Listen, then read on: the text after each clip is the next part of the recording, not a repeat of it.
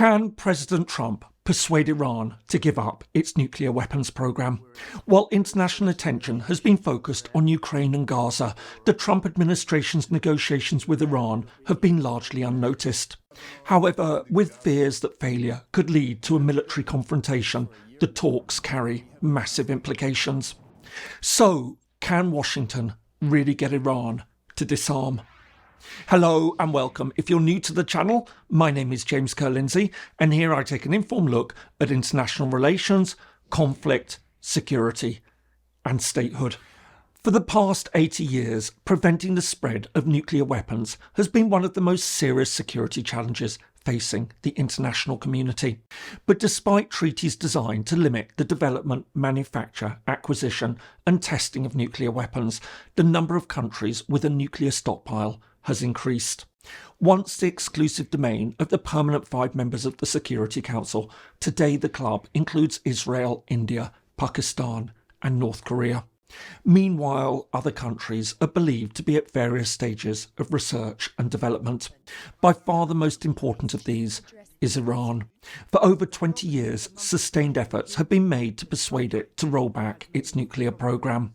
But have these now reached a crunch point? The Islamic Republic of Iran is strategically located at the eastern end of the Middle East. To its north are Armenia, Azerbaijan and Turkmenistan. To its east are Afghanistan and Pakistan, and to its west are Iraq and Turkey. The Persian Gulf lies along its southern coast, making Kuwait, Saudi Arabia, Bahrain, the United Arab Emirates and Oman close neighbours. Israel lies approximately 1,600 kilometres or 1,000 miles to its west. Its population is currently around 92 million. Of this, around 95% follow the Shia branch of the Muslim faith, in contrast to the Sunni Islam practiced in most neighbouring countries.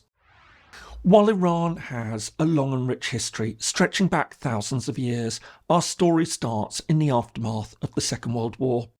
As the Cold War took hold, the country's autocratic emperor, Shah Mohammad Reza Pahlavi, aligned himself with the West, becoming a close ally of Britain and the United States.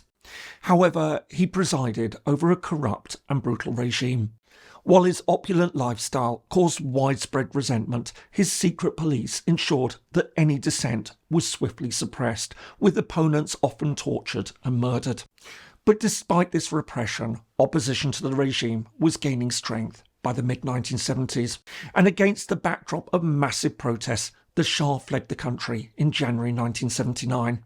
In his place, an exiled Shia cleric, Ayatollah Ruhollah Khomeini, returned to lead the revolution, becoming the supreme leader of the new Islamic Republic of Iran. The Iranian Revolution had a profound impact, both at home and abroad. Within the country, a strict form of theocratic Shia Islamic rule was now introduced and stringently enforced. Meanwhile, externally, Iran abandoned the West and became a sworn enemy of the United States. It also turned against Israel. Along with Turkey, Iran had been one of the few Muslim-majority countries to accept the Jewish state almost from the start. Indeed, since the late 1940s, the two countries had developed close defence and intelligence ties. However, this now changed dramatically as the new regime openly called for Israel's destruction. On top of all this, Iran also came to be viewed as a broader regional threat. For example, many Gulf monarchies feared the spread of Iran's revolutionary ideology, especially amongst their Shia minorities. Meanwhile, Iran began sponsoring several key militant groups, including Hezbollah in Lebanon and Hamas in the occupied Palestinian territories. It was against this backdrop of growing concern about Iran that news emerged in 2002 that Tehran was researching uranium enrichment, a critical element for making a nuclear bomb. While the Iranian government initially appeared open to discussion on the issue, it soon ceased cooperating with the International Atomic Energy Agency, the global body responsible for peaceful development of nuclear technology. Consequently, in 2006, the UN Security Council demanded that Iran immediately suspend all enrichment activities. But as Tehran refused, the Security Council now imposed sanctions. But these too had little effect. As a result, fears were now growing about what would happen if Iran's program wasn't stopped.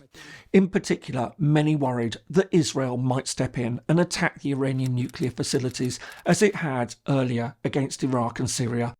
Additionally, there were concerns that if Iran obtained nuclear weapons, others would follow. And it was to this end that the Security Council further tightened its sanctions in the years that followed. All this eventually had an effect. Facing growing global pressure and a deteriorating economy at home, Tehran finally accepted talks in late 2013, held under the so-called P5+1 format, which brought together the 5 permanent members of the Security Council, as well as Germany, and building on earlier EU talks with Tehran, this finally led to a breakthrough. On the 14th of July 2015, the sides agreed to the Joint Comprehensive Plan of Action, the JCPOA. Spanning over 100 pages, the deal was built around a crucial compromise. In exchange for pledging never to develop or acquire nuclear weapons, Iran would be allowed to establish a peaceful nuclear program that would be closely monitored by the Energy Agency. Meanwhile, sanctions would be gradually lifted. Crucially, however, the deal also included 2 further essential elements. The first of these was a tough enforcement mechanism. If at any point a permanent member of the Council believed that Iran was violating the deal, sanctions would be immediately reimposed, the so-called snapback procedure. Secondly, and in an attempt to create goodwill, key elements of the agreement would expire after 10 years. Assuming the snapback procedure hadn't been invoked, Iran would then be allowed to extend its enrichment activities, albeit under continued IAEA oversight. The JCPOA was hailed as a historic breakthrough. Indeed, US President Barack Obama even went as far as to call it the strongest non-proliferation agreement ever negotiated.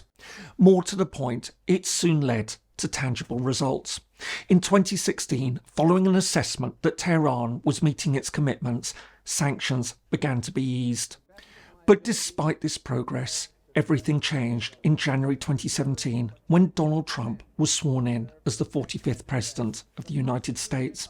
Condemning the JCPOA as defective to its core, he argued that it not only allowed Iran to continue enrichment, but also that critical parts of the agreement were merely temporary.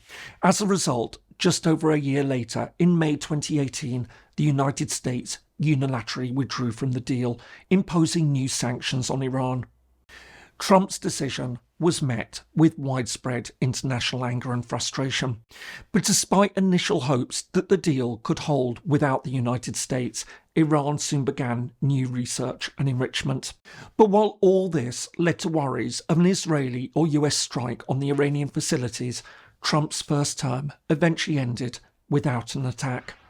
I hope you're finding this helpful. If so, please do consider giving it a like and perhaps subscribing to the channel if you haven't already. Thanks so much, and now back to the video. The inauguration of President Biden in 2021 sparked hopes for a new agreement.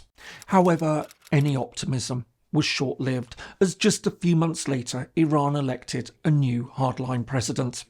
But although talks resumed, the atmosphere had changed. While Tehran demanded guarantees that the US wouldn't walk away again, many felt that this was merely stalling for time to allow it to continue its enrichment program. Since then, the situation has become steadily more challenging. Since the Russian invasion of Ukraine, Moscow and Tehran have moved steadily closer, fundamentally breaking the previous international unity on the issue of Iran's nuclear program. Meanwhile, tensions between Israel and Iran have intensified. After decades of shadow conflict, the two countries came to direct blows in October 2024, launching tit-for-tat air and missile strikes against each other. Likewise, Israel's successes against Iran's proxies, Hamas in Gaza and Hezbollah in Lebanon, have also weakened Tehran's position, further feeding fears that Iran was accelerating its nuclear program. It's against this backdrop that Trump returned to office in January 2025. Given his previous hardline stance on Iran, many expected a new showdown with Tehran. However, in a surprise move, in early March, he instead sent a letter to the Iranian Supreme Leader, Ali Khamenei calling for new negotiations.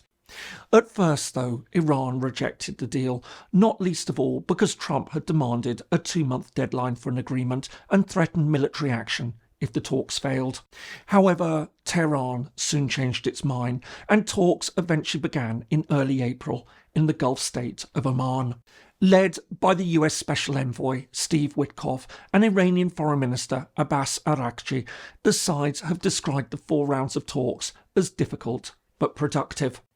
According to reports, the sides are still at odds over the core issues of enrichment, sanctions relief and verification mechanisms. In particular, the US is adamant that Iran cannot carry out any enrichment, a demand highlighted by the US Vice President J.D. Vance. However, despite this, speaking during his visit to the Middle East, Trump insisted that the sides were in fact close to a deal. So, will the talks produce results? On the positive side, the parties do seem committed to a negotiated outcome, and both would certainly benefit. For Trump, it would represent a much-needed diplomatic win after failing to secure agreements in Gaza and Ukraine. Meanwhile, for Iran, it could lead to the end of the hugely damaging US sanctions. This would provide much-needed relief for the ruling regime as it faces growing internal opposition and has been weakened regionally by Israel's battles against Hamas, Hezbollah, the fall of Assad in Syria and the recent US attacks on Houthi forces in Yemen. To add to all this, other key actors are also pushing for the talks to continue and reach a successful conclusion, including the so-called European Three, Britain, France and Germany, which have just resumed their talks with Tehran after stepping back to allow the US negotiations to gain traction. Similarly, Saudi Arabia, which has improved its relations with Tehran in recent years, as well as other leading Gulf states, support the process. But balanced against this, all sides are also aware of the potentially catastrophic costs of failure. For Iran, it would mean a possible extension of international sanctions, especially as the JCPOA is now coming to an end and countries have a last chance to impose the snapback provision. Meanwhile, as reports suggest that Iran is already enriching uranium at close to weapons-grade level, any failure to reach a deal could see Tehran accelerate its program. To this extent, any failure will almost certainly raise the risk of military conflict. Even if Trump holds back from his earlier threat to attack Iran, Israel, which has always been sceptical about the negotiations, has already threatened preemptive strikes. But even if it doesn't go this far, a nuclear-armed Iran will severely undermine regional peace and security. Aside from making any future conflict between Israel and Iran that much more dangerous, it may also force others in the region to consider developing nuclear weapons. For all these reasons, having effectively killed off an earlier agreement, Trump's talks with Tehran may well be the last best chance to avert a nuclear-armed Iran, if not a wider war in the Middle East. I hope you found that useful. If so, here are some more videos that you might find interesting. Thanks so much for watching, and see you in the next video.